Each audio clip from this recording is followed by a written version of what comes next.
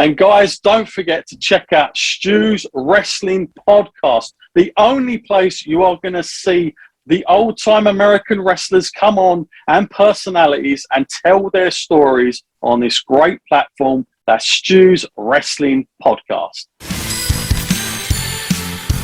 You're listening to Stu's Wrestling Podcast. It's time. Your host, Stu Palmer.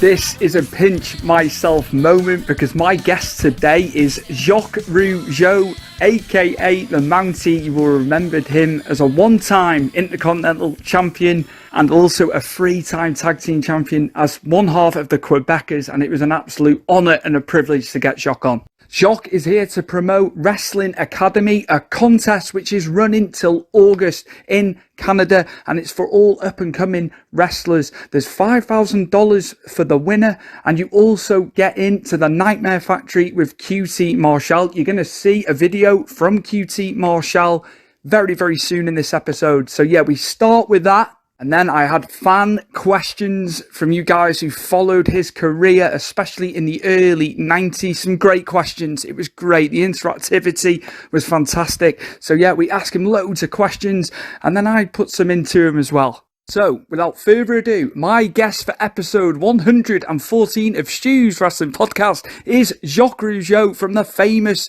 Rougeau wrestling family, aka the Mountie. Enjoy. My guest today, all the way from Quebec in Canada, it is wrestling legend, former WWF, WWE and WCW star. It's Mr. Jacques Rougeau, who you would also have known as the Mountie back in the 90s as well. Jacques Rougeau, it's an absolute pleasure. And can I just sing one line of your entrance music, please, sir, before we get going? He's the Mountie. He got under my skin when I was a kid, but he always got his man. There you go. There you go. Just brief. But yeah, Hi, Stewie. Don't quit your day job. Don't go into singing. You're not wrong. You're not wrong there. Yeah, I'll stick to podcasting. That's yeah. I'm never going to be sick. Jacques, before we get into your career, because you had a lengthy career in wrestling, I was looking through actually 40 years wrestling, man. Up until retirement, but we've got something to talk about which is pretty current. It's the Academy is starting the 2022 Academy competition. So yeah, let the viewers know, and also if you can pronounce it in French as well.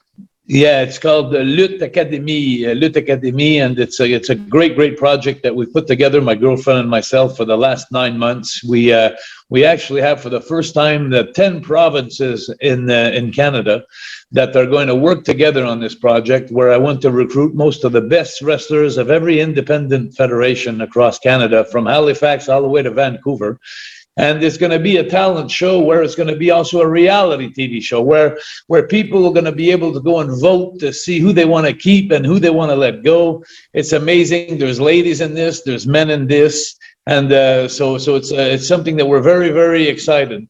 We're very, very excited because it's all coming down Sunday, May 15th at the Club Soda in Montreal live. And we have judges by the ring that are going to be voting at 40%. I'll be one of the judges also. And then we have 60% of the votes that are going to be coming from around the world. And as a matter of fact, let me take the opportunity now.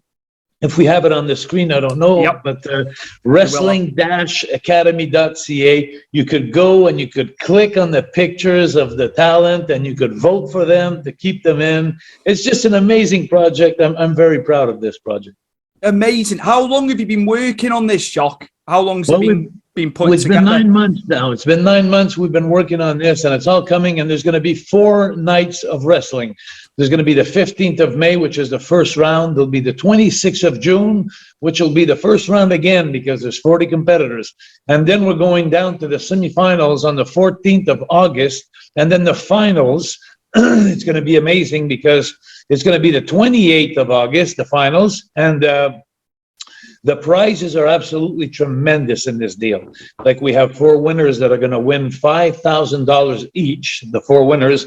But more importantly, there's going to be a 3-month academy given to them, to the 4 winners, with QT Marshall at the Nightmare Factory in the United States of America, where a lot of the big leagues, they recruit the young superstars to become famous.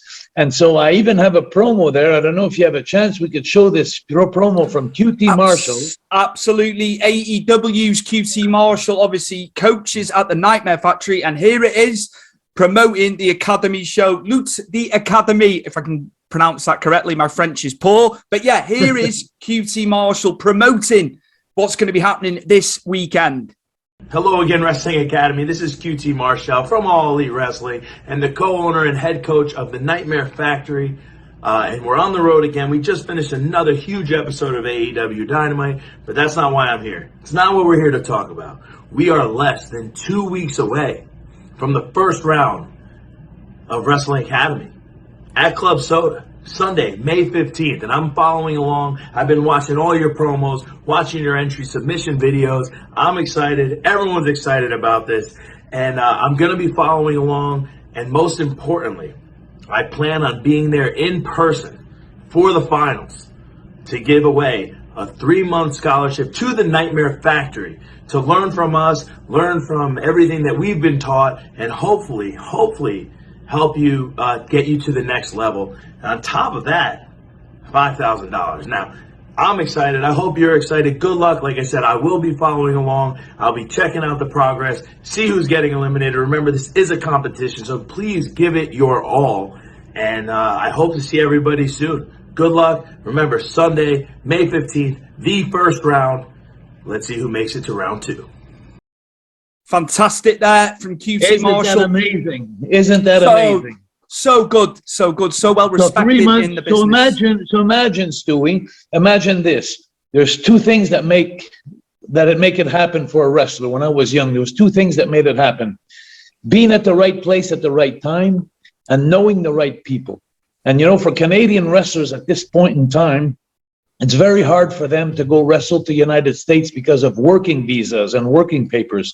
So now this opportunity is like 4 Canadian wrestlers, some female, some male, will have the opportunity to spend 3 months in the United States without papers. They're just going for an academy, but they're going to be seen by QT Marshall and all the talent and there are superstars that are now on the roster worldwide. So once they've been seen, and if they have the talent to make it to the big leagues, then they will be able to get their entry forms and papers and all that later on. So this is a door, an opening for them. And what a great, great opportunity. I'm so excited that QT Marshall himself will be coming down to Montreal on the 28th of August to be a guest judge on the last final day of this tournament. So I can tell you that the talent across Canada is going mad and going wild now because it's all starting this Sunday coming up. So I can tell you the atmosphere here it's incredible. Absolutely. The atmosphere will be palpable in Montreal, in Quebec. And as you say, going straight into August as well with this. So it's quite a long time. It's quite a long time. What an opportunity for these young stars, well, future stars, should I say. And that's the big point, Stewie. The big point is you guys out there in the UK could go ahead and go on wrestling-academy.ca and vote. And this is what's fun, is one day one of these superstars, one of these talent that are amateur talent are going to become superstars. And when they do, it's going to be the fun that if ever they go wrestle sometime in a building next or close to you, you'll be able to see them go by you and you'll be able to say, hey, when you were not known and you were in Jacques Rougeau's Wrestling Academy, I voted for you. And now, so I'm the one who brought you to where you're going. So everybody could be incorporated and have an appartenance, as we say in French, like a belonging in this project. You could make a difference in these talents. So go on wrestling-academy.ca and vote for your favorite wrestler. Amazing. I can't believe, going back to you saying about working visas, I find that crazy in this day and age that they can't go down to the States as easily, that's crazy to me. In modern times, you know what I mean? They should be able to go down to the States. Americans, I can tell you with my characters and with my personalities, my 3 characters I have in the WWF, that Americans are funny people, you know. They think they're the best in the world. They always think they're on top of everything, and so they like to put their people ahead of everybody else in the world. So they always said to me, I remember the day that Raymond and we got our working papers to go to the United States. Vince McMahon had to send to the government to prove that the talent that they're recruiting from other countries are better than the talent that they have. Otherwise, the government was saying, take our own talent. So the Americans are a very proud people, you know, so that's why the opportunity is very hard for Canadian wrestlers to go and work in the United States. So hopefully this contest will open up 4 doors for some Canadian talent to hopefully one of them make it to the big time. We look forward to see what transpires with that. Absolutely, absolutely. Now, I want to get speaking to you about your career. You came from the famous Rougeau family. Wrestling was in your lineage. You know, how was it starting out? I was reading, obviously, you went to Stu Hart's territory. You went to Stampede many, many years ago. And we'll get on to WWF because you signed in 85 with WWF. But yeah, getting your start, being a young wrestler, and yeah, just like your tips and advice for future stars of the business, because it was a different time when you got into the business to how it is now. Yeah, absolutely. The business is completely different today. But you know, I remember when I was about 17 years old, and I weighed about 175 pounds wet. And you know, and my my mom, she believed in me a lot, but my dad was a little harder on me. I told my dad, I said, Dad, I'm ready to go wrestle, you know, in the big leagues around the world. And my dad would look at me, and my nickname was Bones at the time, you know, so I was very, very skinny. And my daddy would always tell me, like, you know, hey, well, put some weight on first, you know, you're too skinny. And so finally, anyway, I went to see my mom, and I told my mom, I said, Mom, I said, I think I have an opportunity with Stu Hart in Calgary. And I said, I had a little message sent over there, and he responded to me because of the Rougeau name. I used the Rougeau name because, as you said, we're 4 generations, so we were very well known. So when I sent the message to Stu, he answered back to me. So I told my mom, I said, Mom, I said, I'd like to borrow $500 from you, you know, and my father didn't know because I went behind his back, and then my mom gave me the $500 so I could pay my first month the hotel and my transportation and stuff like that. And I started with Stu, and what a great opportunity. At the time, Stu, Bret Hart, which is the biggest icon ever came out of Canada, he was driving the bus at the time. He wasn't even wrestling. So it was fun. I was like a young pup there going in the new ranks of the professional business, and Bret was driving the bus. I remember one time he hit a moose. We were going from Saskatoon to Calgary, and he hit a moose. My days. But we got so many stories, Bret and I, as you know, down the road. But what a great opportunity. I started in Calgary in 77. And I went on back in 78, and then I went to Mexico, 79. I went to Kansas City, and then it all started for me. Small territories. We went from one place to another because there was many small territories. It wasn't like today where there's big territories, and if you don't make it there, you don't make it anywhere.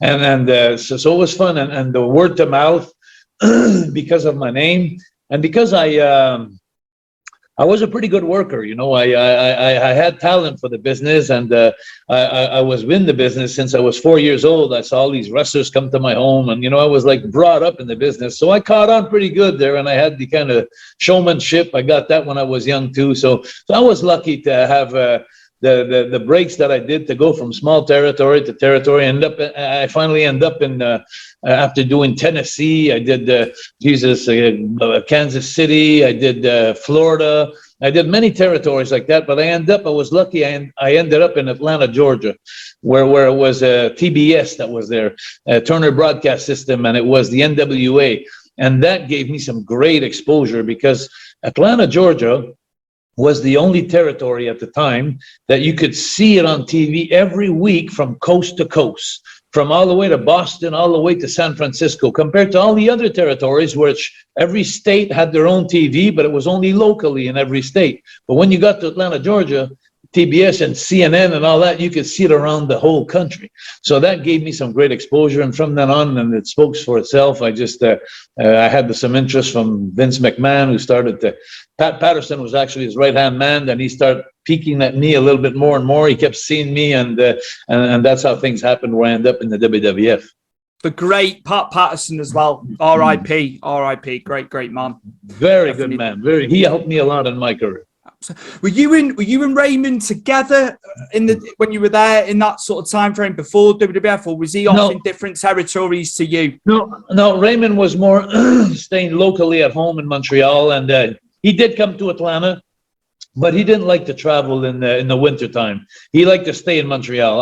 I was more like a guy that liked to go and get small territories, and even went to Mexico in '78 to get some experience. I really wanted to make it big in this business, and I knew by going from territory to territory, I could always go and steal a few moves from a few guys, and then when I come back to home to Montreal, they would see me differently after 6 months of me being gone. They would say, "Oh, wow, Jacques got better," or "Wow, Jacques got new moves." And so it was really my passion to become the best. So I was more individually going to territories all the way up to '85. And then, except in the summertime. In the summertime, for like 5, 6, 7 years, every time I'd come home, then Raymond and I, we'd tag team in Montreal, Quebec all the time across the province. But like I said, when I'd go to small territories, I'd go by myself.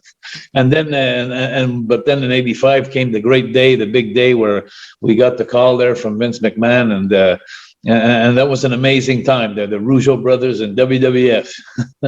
How was it with Vince when you first met him and you were setting the wheels in motion to go there? How was the boss man, quote unquote? Well, I'll never forget one line that he told us. I remember we were sitting in the office meeting him for the first time. We had the big limousine come pick us up at the airport. It was big time now, and he really tried to impress us which he did. And I'll never forget the meeting when I finally had the guts to ask him when I was sitting in front of him. I said, "Well, what are your plans with us? Like, what do you want to do with us?" And then he looked at us and he said, "The sky is the limit." And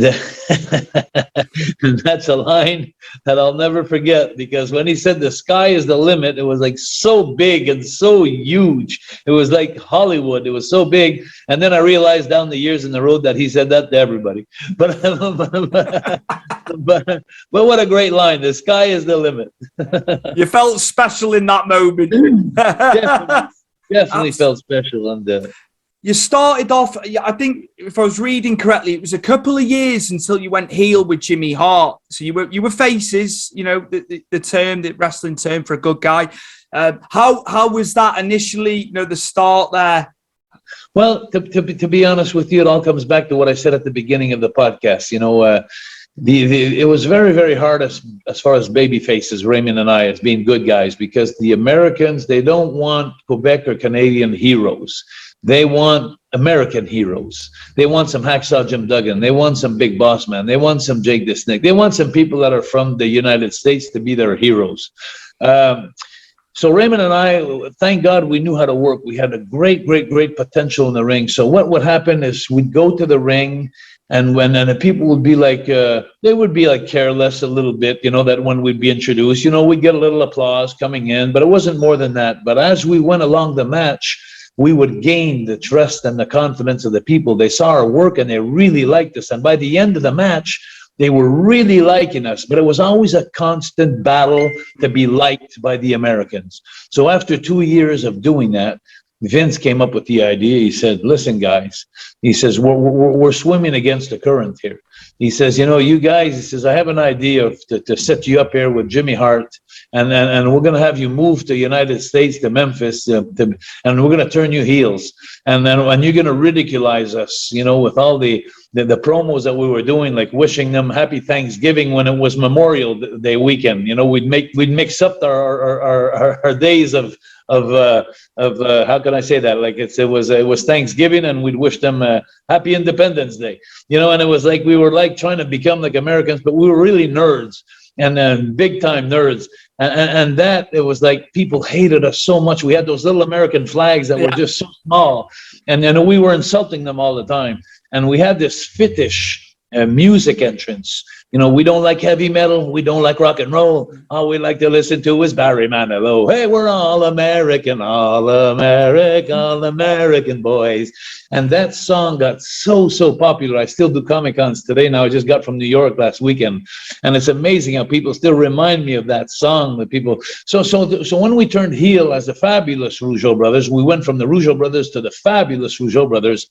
That was really the beginning of a 2 year that that was absolutely amazing for us, because Jimmy Hart is I've always said that everywhere I went, that he's the greatest manager of all times, Jimmy Hart. And everybody has their choices, everybody has their favorites, but I'm going to explain to you why Jimmy Hart is the best. Because every manager that I've seen in the business, in 44 years in the business, like it was Mr. Fuji, he was smart. Slick, he was slick.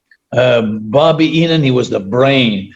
It was, and it was always, they were always something special to their talent. But Jimmy Hart, he would never take the attention on him. He'd always say, let me tell you something about my boys. Let me tell you something about my man. Let me tell you something about my protege. It was never him. It was always, he was never saying like, I'm the smartest, or I'm doing this for my guy.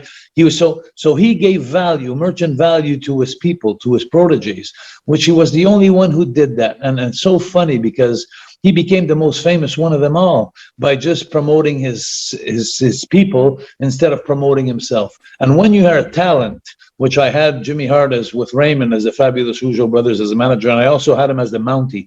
When you have a manager like that, who gives credibility to you instead of to himself, that not only makes it more valuable for you, but you have an esteem that grows for a man like that, and a recognition that I have for Jimmy Hart today. Amazing. And he still looks great today, does Jimmy? That man doesn't age. I tell you. He's got a potion or something. He looks amazing.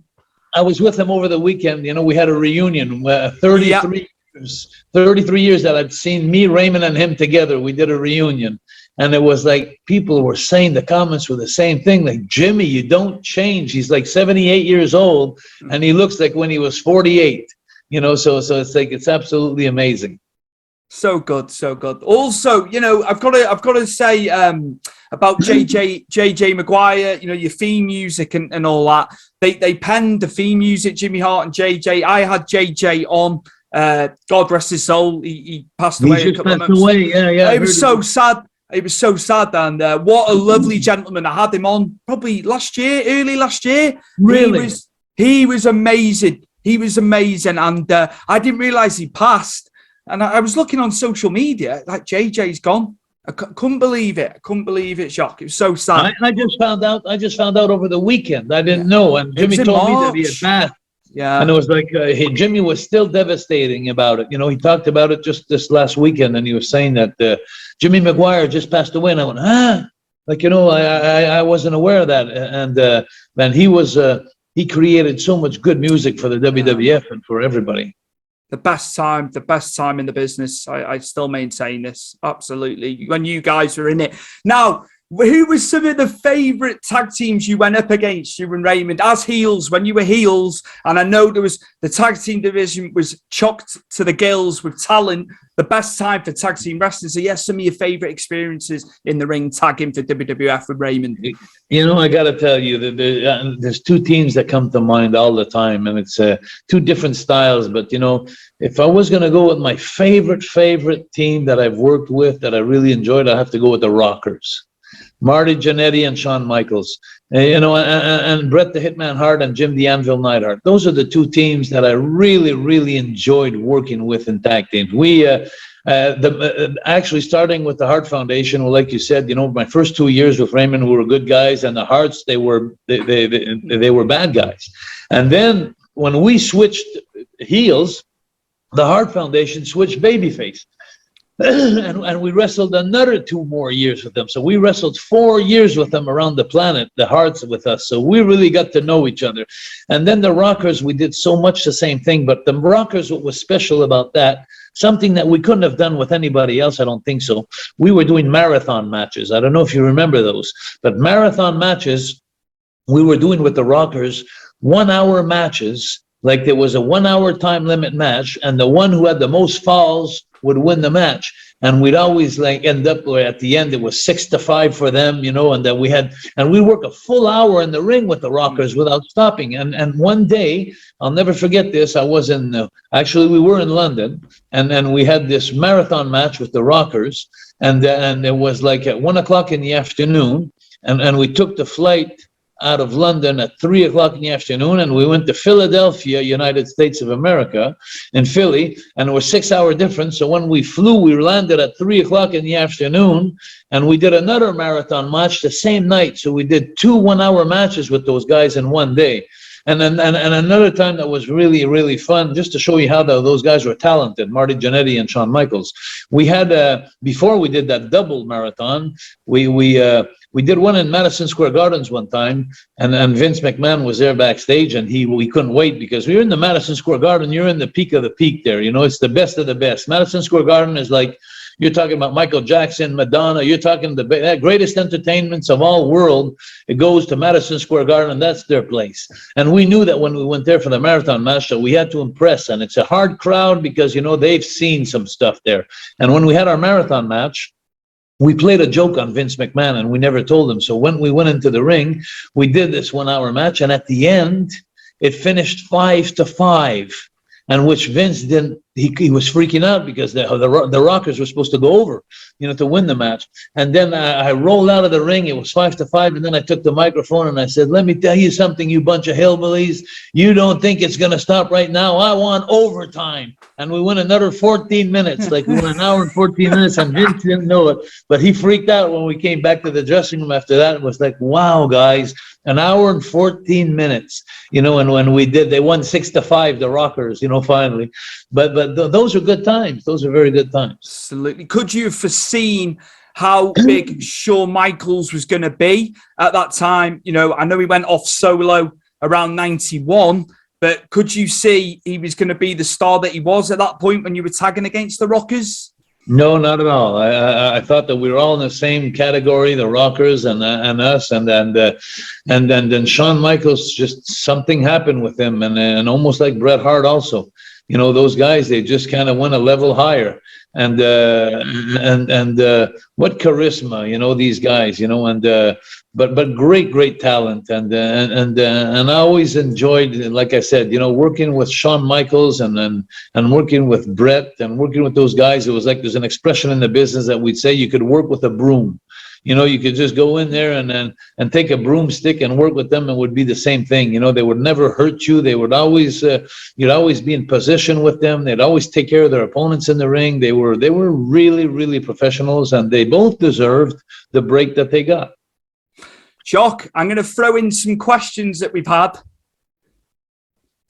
From basically, it's one of my friends, actually, an old school friend from 25 years ago. Now, he wants to ask, he said, ask Jacques about the fight with Dynamite Kid. Now, I know you've spoken about this over the years on shows and stuff like that, but he wanted to know, he would like to know about that and what happened. I'm not gonna take 20 minutes. I'm just gonna take a few minutes to say that everybody knows that the Bulldogs, they were having a reign of terror in the dressing room. They were playing jokes, sad and bad jokes to the guys, to entertain them and to entertain the boys, but they were like bullies in a prison. You know, when you go and you see movies in a jail, in a prison, where they have two guys that are the tough guys, and everybody's afraid of them, and so they started to pick on me, and I wasn't going to become the McFly like Back in the Future, the movie, you know. So and I had too much respect for the Rougeau name and all that. So I just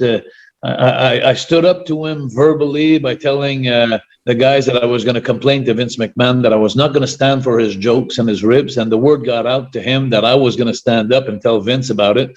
And so then he just came in the dressing room one night when I was playing cards with Mr. Perfect. He came behind me and he just slapped me off my chair. I had cards in my hand and I fell off, and he just beat me up really bad in the dressing room.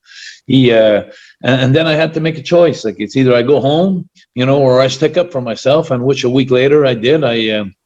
I just did a comeback on him. And the funniest thing about all this in life is, like, I'm not a fighter in life. I'm an entertainer. My brother Raymond's a tough guy. My dad's a tough guy, but I'm just an entertainer. I'm in the business because it's fixed and it's all the work. It's all a scenario. So I was caught up with these monsters on steroids and on juice and on drugs, and I had to defend myself. So it wasn't a thing that was easy. It was the hardest thing in my life. So I actually called my dad, and because my dad was there when I got beat up in Miami, and I was swollen up. I was really bad, in bad shape when I left the building in Miami after getting my beating. working.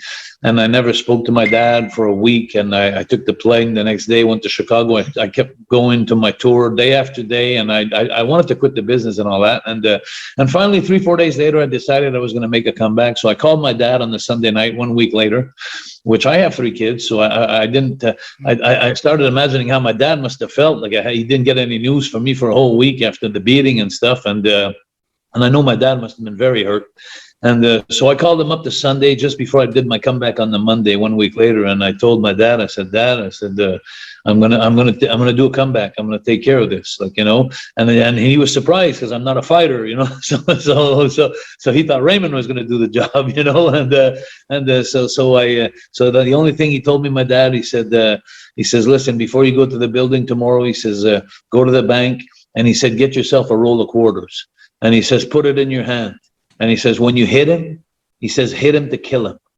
And it was so hard for me to do that. You have no idea. But anyway, so I don't know what brought me to do that. I finally did it. And I earned the reputation of something that I'm not. You know, a lot of people say, hey, don't mess with Jacques Rougeau. But I'm not a fighter, not at all. But at least some good things came out of that.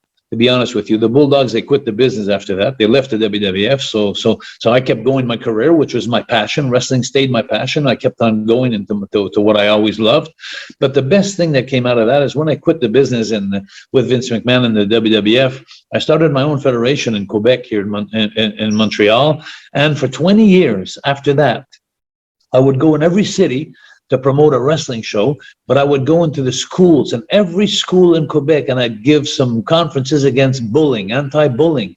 And I was doing that for free. And a lot of people were saying, like, oh, Jacques, you're such a great guy. You know, you're such a nice guy doing that. But the truth is I'm not a nice guy, and I wasn't doing it for them. I was doing it for me, because every time I'd do a conference and I'd help some kids how to fight bullying without using violence, I found some ways of helping them. It would really be a therapy for me. It would help me to deal with the situation that happened to me, that beating that night that I took in the dressing room just for standing up for myself and not wanting to be a McFly, like I said, you know. And so all the good that I did for the society here in Quebec never would have happened if I didn't get bullied in the WWF. So that was a good thing that came out of all that. But like I said, you know, apart from that said, I've always had the highest respect for the Bulldogs. I think they should be in the Hall of Fame. They were absolutely tremendous wrestlers. I remember Raymond and I looking up to them. We had a 20-minute match Broadway with them in Madison Square Garden. I'll never forget that match where, you know, I just think that Dynamite had the small man complex because of his size, but his talent would be so much good, and everything he had. He shouldn't have had to worry about that, because he was one of the greatest talents. Him and Davey Boy, I always, up to this day, and every time I have a chance to say they should be in the Hall of Fame. They were one of the greatest eras of tag team wrestling, the British Bulldogs. And so you know, if I wish I could. I wish today I could sit down with Dynamite Kid and, you know, and then be able to sit with him and JJ has actually asked us, a guy off one of the social media pages, they're in a wrestling figure group where they collect and stuff, and he asked, if he saw Dynamite Kid today, yourself, what would you say to him? Sorry to cut him, but he had a question along the same lines as what you're saying. Well, it's like I said, you know, I also think that things would be different. I think that Dynamite was just going through a rough time with the steroids and the drugs that they were caught up in. And, you know, I don't want to come to his defense, but I'm going to be honest with you. There was 90% of the guys that were on drugs there when I was in the WWF in those era. 90% of the guys. And then a lot of the time people don't understand, but when you're on the road 25 days a month and you don't get to see your family, and you travel every day, you lose your luggage, they have no idea how hard it is to wrestle. So a lot of guys, for me, I was lucky with Raymond. You know, we never went in bars, we never drank, and it's because I had my brother with me at the time, you know, to support me, and we were together. But being alone like that and missing my family like that, it really was hard. So a lot of the guys, they turned to drugs and beer and alcohol and stuff like that to make the pain go away. But it just caught up with them where they were mixing too many things, like, you know, like alcohol and steroids, and then uppers and downers and injuries. You have no ideas how many injuries injuries that we wrestle with sometimes. So when you mix the painkillers with all that stuff put together, it plays with your mind. So I think that's what happened with the Bulldogs. They just caught up into that. And because apart from that, I do remember a couple of times, not many times, but a couple of times that Dynamite and we had some good laughs. Like, before that happened, it was, so if I had a chance today to sit with Dynamite Kid, I would definitely like to shake hands with him and tell him all the respect I have for him. That's nice, man. That's nice. So positive, but also it's very good for kids today. When you talk about anti-bullying, it's a good message. That story, that you stuck up for yourself at the time, Jacques, which is amazing on your part. Well, I think bullying exists in every era, every working area. It could be on the road, it could be in construction, it could be anywhere. It's everywhere. Bullying is everywhere, but it should not be stood. And the hardest part of bullying sometimes is just facing the demon. It's like, because the worst part of being bullied is being afraid all the time. But once you face it, and once you expose the people that are bullying, it's gonna be hard. It's gonna be rough. But once you've done it, something's gonna happen. It's either it's gonna stop, or the bully's gonna respect you, or the message I have to tell the people that are being bullied anywhere is, do what you have to do to face the moment that's hard to face, but something good is going to come out of it. And bottom line, and you don't have to use violence to get rid of bullying, because a lot of the bullies that I've met during the past, I realized, and I studied a lot about bullying, is a lot of those people, they were bullied by their own family. They came from somewhere inside of them. They just weren't bullies. It just didn't happen like that. They were taught like that. It was part of their life. So if you understand a bully, sometimes you could have some magic words to them that'll make them realize, hey, I understand you, I feel you, and then so that was fun to do that in class and school with the kids all those years. So I think that looking back over the years and going through this whole era, this whole time of bullying, it's something that I think that we all should face. We all face in life. Everybody goes through it. But like I said, if you manage to face your demons, like I say, I think that you'll come out a bigger person. But like I said, we should never judge people that are. Unfortunately, it's easy to judge people that do bullying, but we have to try to understand them. And I think that's a point that's very, very important. A great message there. People will take a lot away from that as well, because I know people have suffered from it. I think everyone's suffered from bullying at some point in their life, so I'm sure people can relate. There's no question that.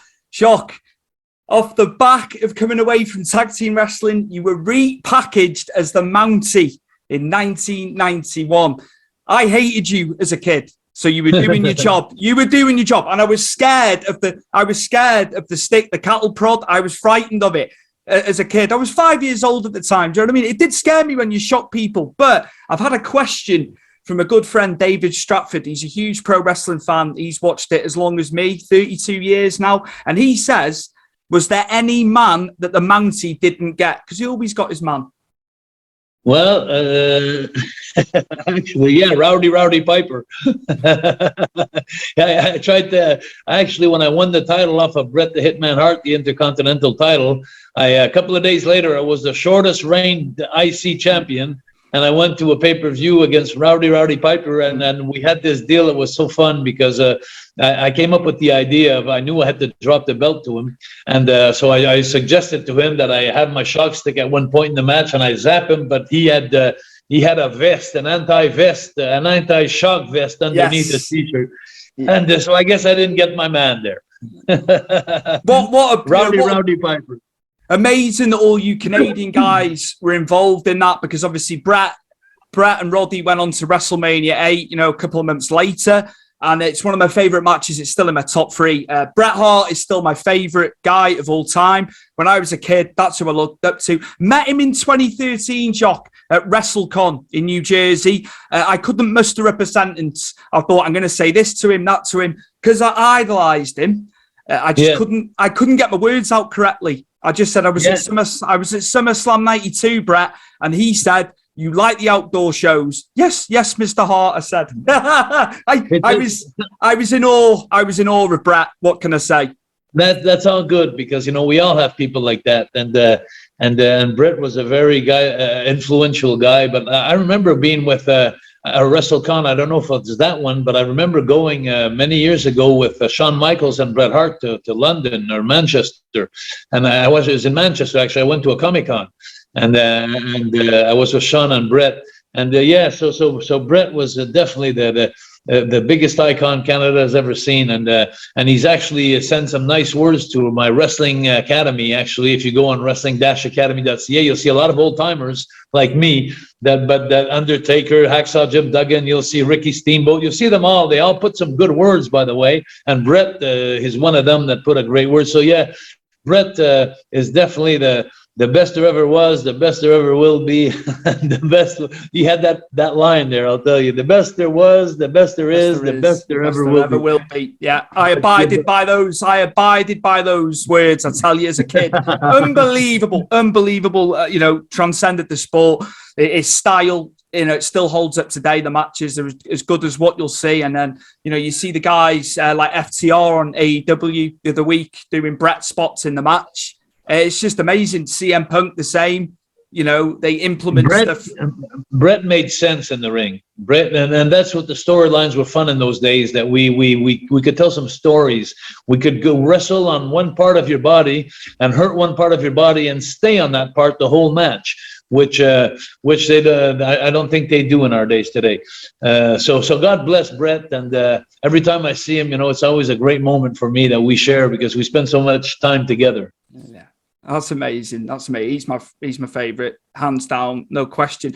David Stratford asks, it's a two-parter. So he wants to follow on from his first question. I genuinely think that the Mountie's entrance music is one of the best ever.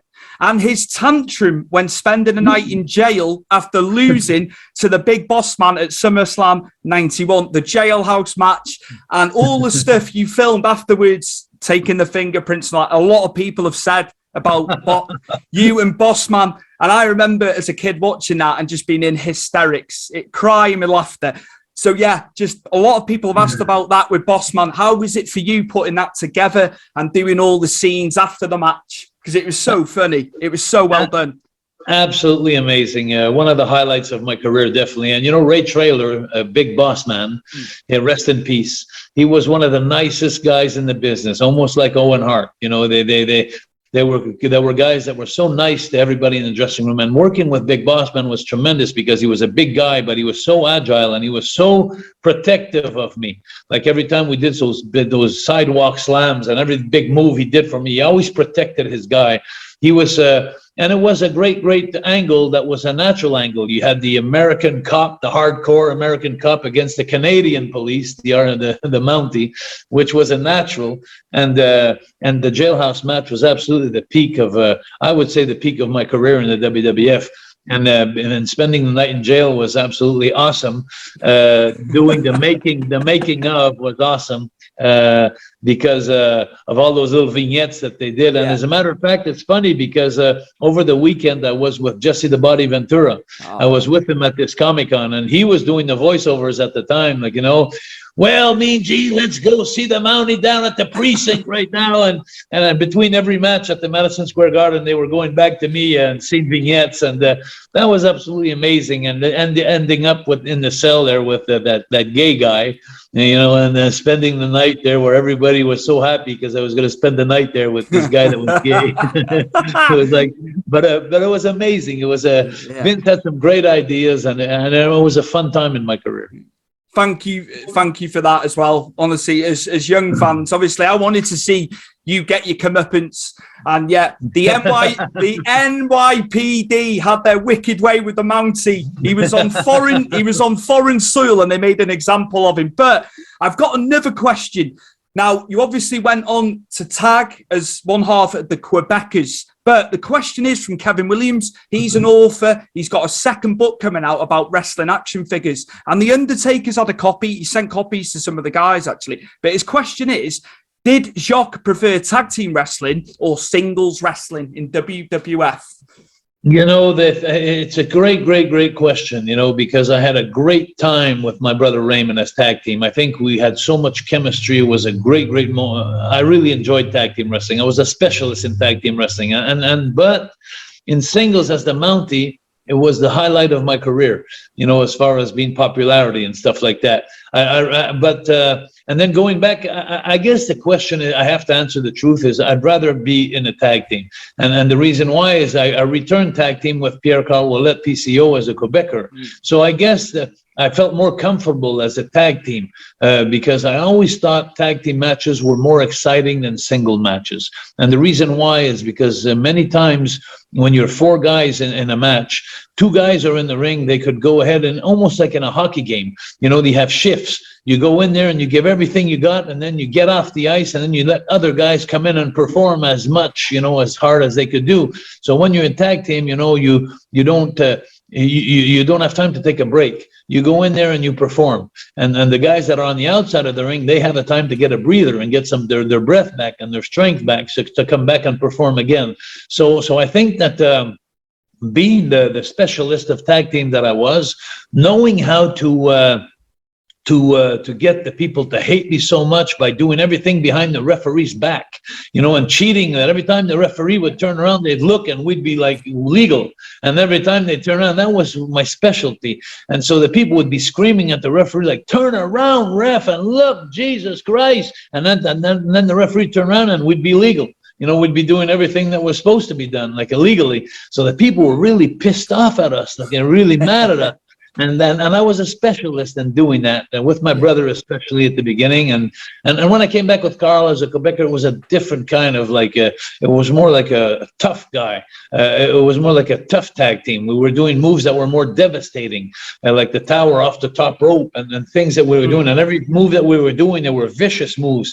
And unlike when I was working with Raymond as the Fabulous Rougeau brothers, we were just cheating. We were just cheaters and doing some hypocrite, you know. And so it was a different kind of era. But I would have to go and answer that by saying I think that my best home, my best place would be in a tag team match. That's where I liked it the most. I tell you what, I forgot about this as well. You know, you were a 3-time tag team champ with PCO, with Carl as well, and Johnny Polo as well, managing you, Mr. Raven at the time. And I hated that as well, because Royal Rumble 1994, you were in there with Owen and Bret. Obviously, we saw what happened. That brought a whole story out with Owen and Bret going at each other at loggerheads. But yeah, 3 times you had the tag gold. I forgot how many times you had the tag gold. So Vince put the titles on you a lot, didn't he, as the Quebecers? Yeah, he did. Yeah, he did. And we were very proud as Quebecers to go ahead and go around the world as tag team champions. But and there was a time also that Vince put the tag titles on Raymond and I. The Fabulous Rougeau brothers, actually with Rougeau brothers in Montreal. And because as you all remember, the big screw job in Montreal with Shawn Michaels and Bret Hart, you know, the big screw job in Montreal. People referred to that as the screw job, but the real screw job in Montreal wasn't that. The real one for the Quebec people were the night that Raymond and I beat the Hart Foundation for the tag team titles. And then 3 days later, they put in a little ad in the newspaper saying that the wrong guy was in the ring, so they gave the titles back to the Harts during the week, but people didn't know that. And when they came to watch the weekend show, they wanted to see the Rougeau brothers as tag team, and then the Harts just appeared with the belts, and they never even mentioned that we had won the titles from the house show. And so that was a big screw job for the people in Montreal. So I had a chance to win the titles with Raymond once, but now it was like hidden. But when with Carl, I think Vince, he gave me back my dues. I guess that's when he gave us the titles 3 times as the Quebecers. And actually, the first night we came in as the Quebecers in Monday Night Raw in New York, we beat the Steiner brothers on our first appearance as the Quebecers with the Quebec rules, where there was no disqualification. So I think Vince gave us back our dues then. Yeah. Amazing, just amazing. Like you say, you know, it was a different dynamic with you and Raymond as it was with Carl. So yeah, just how you adapted and changed your style. Amazing to hear that. And you know, you obviously speak about it fondly. But if you, sorry, Stewie. But if you but if you really ask me I much enjoyed better the time with Raymond as the Fabulous Rougeau brothers. Of Because course. it was more fun. It was more fun than it was. When we were with the Quebecers, we had to deal with Demolition. We had to deal with the Steiners. We had to deal with teams that were very rugged and very rough. Therefore, when we were working as the Fabulous Rougeau brothers, it was the Rockers. It was fun. It was Bret Hart and Jim the Anvil, which we had fun working every night. It was a different time. It was more smooth, if you'd like. Absolutely. I've got a question from Ross Phillips. He's got World Wrestling Community on Facebook, a group, great group. No egos in that group. Everyone has fun in there. And he asks, who in WWF would he have wished he could have had a match with that he didn't have a match with? And I know you wrestled a lot of the guys over the years, but yeah, someone you didn't get in there with. I was a lucky guy. I wrestled Macho Man for the belt. I wrestled Hogan in Montreal. I actually beat Hulk Hogan in Montreal. He put me over in 1997. If you go on YouTube, you go see the match, Jacques Rougeau versus Hulk Hogan. You'll see my clean pin on Hulk Hogan. I've wrestled pretty much whoever I wanted to wrestle, actually, in those days. I would have liked to wrestle Jake the Snake. You know, he would have been someone that I would have liked to wrestle as the Mountie. I would have been great, you know, against Jake. But apart from that, I was lucky. I wrestled them pretty much all, you know, so I don't have any envies as far as that goes. That's cool. That's a good answer. Good answer. That's nice. Bradley Tarr, will you be coming to the For Love of Wrestling 3, which is our big convention over here? In the UK. They've just had it in Liverpool over the last 2 or 3 weeks. It's in Manchester next year. A lot of the old timers are on there. You get some modern guys as well. But yeah, he asks, will you be at the For Love of Wrestling in Manchester, UK next year? That would be awesome. You know, that really would be, to go with my brother Raymond as the Fabulous Rougeau brothers, or as like my shirt here, the Mountie. You know, it would be a privilege for me to go back to Manchester for that. But you'll just have to send that to your promoter, your local promoters, because they're the one to contact the people. I would love to go back and see the fans, because, you know, my character, especially the Mountie, was so well adored in Europe because of, I remember doing some videos with Jimmy. I can't remember the palace where all the soldiers there, they can't smile and they can't move there. I can't remember if it's Buckingham.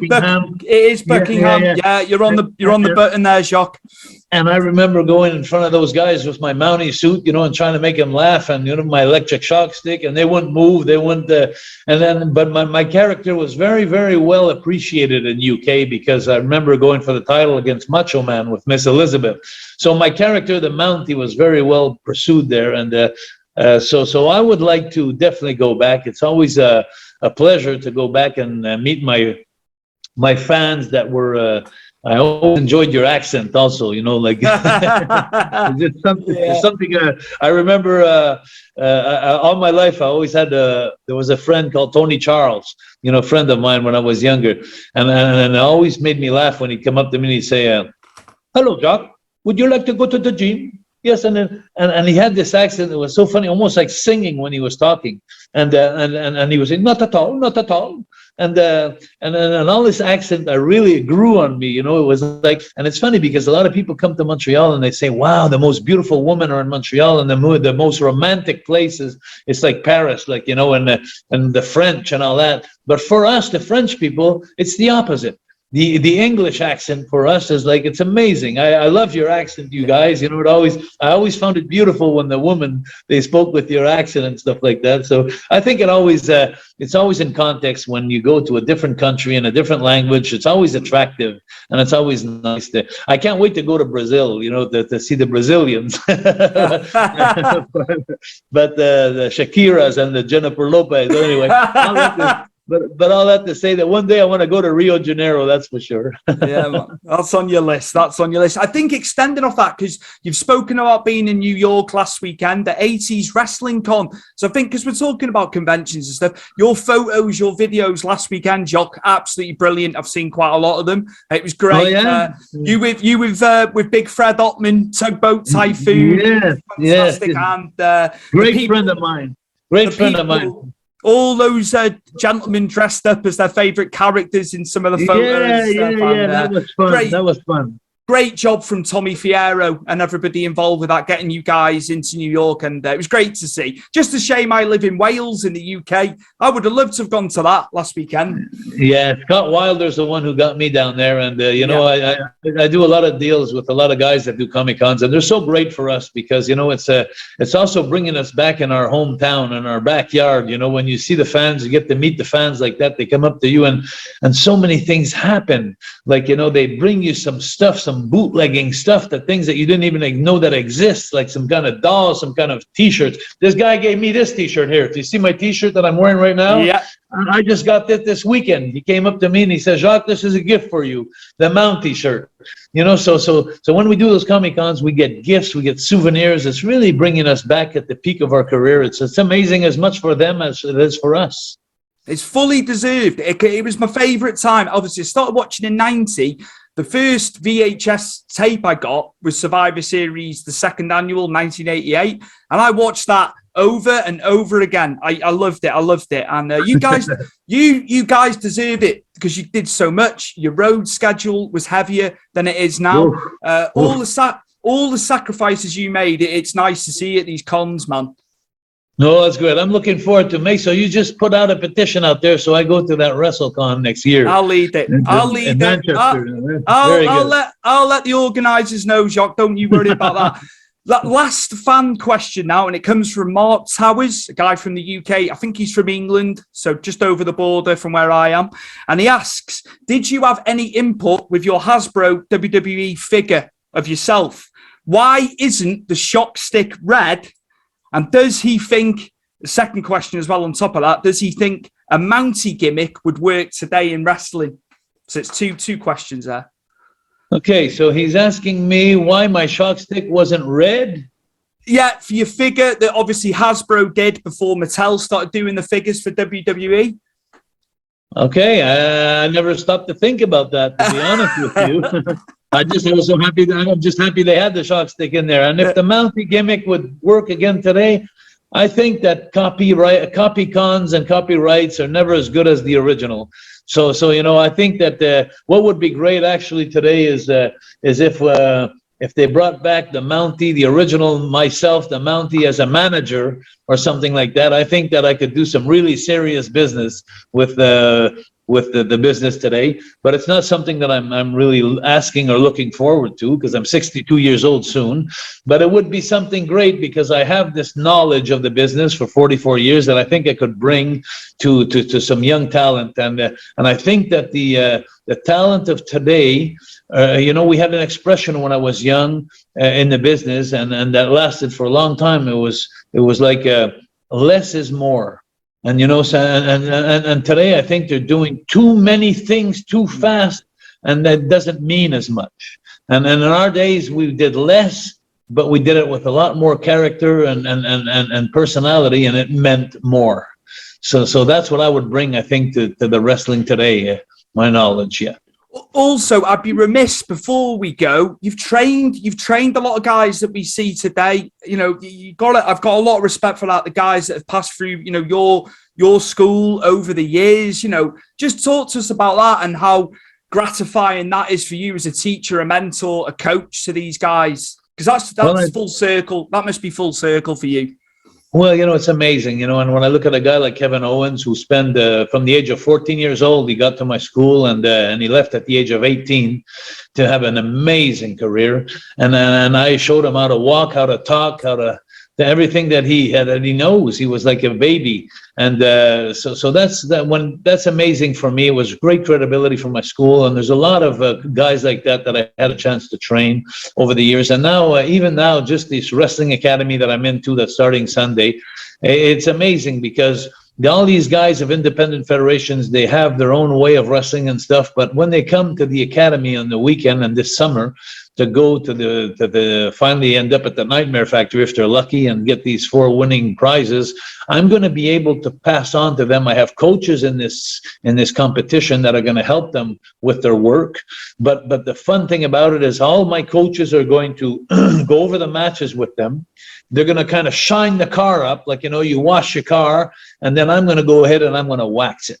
and I'm going to come in and I'm going to put my final touch and show them how to work the cameras and show them the ingredients that could make a difference for them. Just maybe a little advice or something that could help them in their career. But so yes, it's always nice to bring a little something in a young star or a future star that could help them, because it takes many things to become a good wrestler. You could have the athletic side, you could have the charisma, but it's a package deal to become a good wrestler today. And so hopefully I could bring some good stuff to these young pups that are coming up at Wrestling Academy. Check out the website. I'm going to finish with this by saying, check out the website, wrestling-academy.ca. Go and vote, and the vote costs $1.50. Just so you know, don't be surprised. But there's 25 cents that are going to Care Montreal for the homeless. We're helping a foundation. It's called the Homeless in Montreal. So don't be surprised if you see $1.50, but vote for your superstar and choose the people, and your vote will make a difference one day on those girls and men that are going to make it to the QT Marshall Wrestling School. So good luck to everybody. Hope to see you, Stewie, down in the Comic-Cons and Europe. And what a great time. Thank you so much for taking the time with me today. Mate, as I've said, a lot of people my age were watching the Attitude Era, and they love the Attitude Era, and that's fine. But I was late 80s, early 90s was the best time for me. I still watch the product now. I love AEW. WWE, it's okay. A lot of people bash WWE, but they're doing what they're doing. It's changed. Things have changed. The way they're funded now, Saudi Arabia and stuff like that. But yeah, just thank you for everything you've done for us as fans, because it's been amazing. And also thank you for being the guest for the episode 114 of Stu's Wrestling Podcast. It is the one-time Intercontinental WWF Intercontinental Champion, the three-time WWF Tag Team Champion, because you had won the titles of Raymond. It's Mr. Jacques Rougeau, the Mountie, who's been on Stu's Wrestling Podcast. And thank you, Stewie, very much. And remember, I want to take this opportunity to thank the fans, because without the fans, we never would have been there. And we had a great era. You say the 80s and 90s were great. Well, the fans were the best. As you've heard there, Jacques Rougeau is spearheading Wrestling Academy, Lutte Academy in French. My French is terrible, but there we go.